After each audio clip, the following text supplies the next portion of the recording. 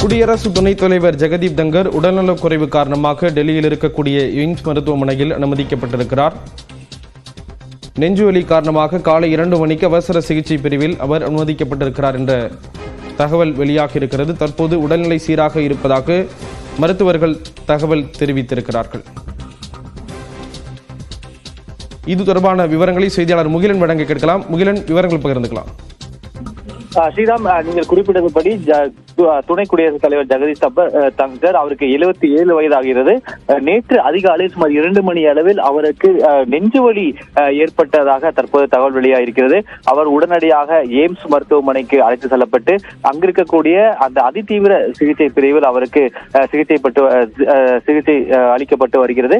தற்போது அவர் அதாவது ஸ்டேபிளாக இருப்பதாகத்தான் தற்போது தகவல் வெளியாகிருக்கிறது.